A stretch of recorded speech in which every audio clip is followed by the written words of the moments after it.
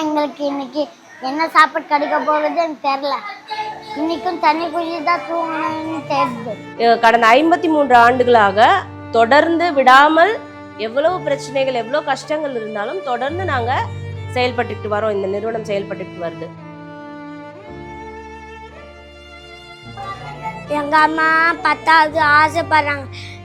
என் புள்ள எப்போ 10வது ஆவான் ஆசைப்படுறாங்க. படித்தா வரலாம் எல்லாம் சொல்லலாம். பட் 10th போய் வரணுமே, 10th பாஸ் ஆகணுமே. 10th வரைக்கும் படிக்கிறதுக்கு இங்கே என்ன சிஸ்டம் இருக்குது?